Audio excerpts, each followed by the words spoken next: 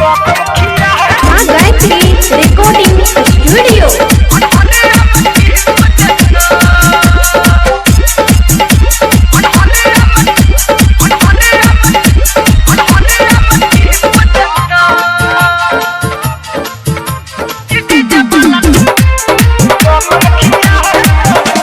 सखी हो गई जब नहा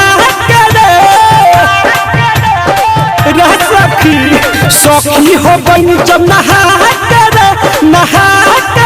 उठ काट ले कदम खिया उठ काट ले कदम खिया सखी हो गई जब नहा कि डीजे वाला छोरा सखी हो गई जब नहा उठ काट ले कदम खिया उठ काट ले कदम खिया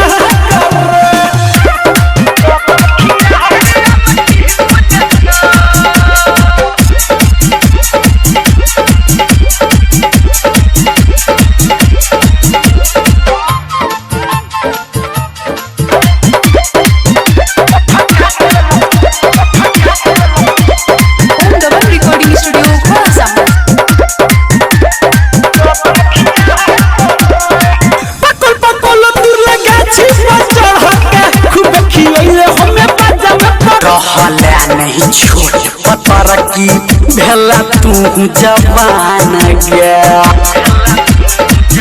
दूर लगा छी खूब खिले हमें बाजा में पत्थर के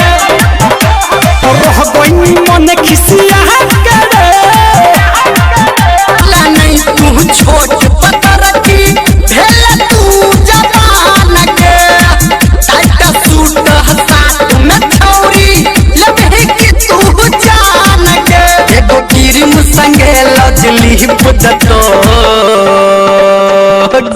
कि डीजे वाला छोरा अनहरिया में ती बुदतो कि डीजे वाला छोरा अनहरिया में ती बुदतो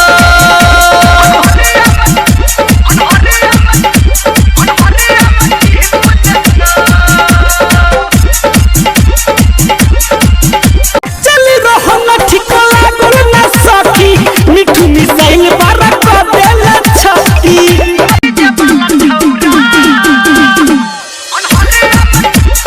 चली रहो न ठीक लागल न सखी मिठू मिसाइल बारा को देला छती बिकी से भंग बिखिया करे के छोड़ दतोगे छौरा कनिए काल में के चुमा मोट बने तो तोरा गोर की गाल में माजा मार के छोड़ दतोगे छौरा उठ काट ले कदम खिया उठ काट ले कदम खिया ओम दबंग रिकॉर्डिंग स्टूडियो। की हो गई जब नहा उठ गोर की तोरा गाल में और नंदर निर्मलिया ओम दबंग रिकॉर्डिंग स्टूडियो घोड़ा सा।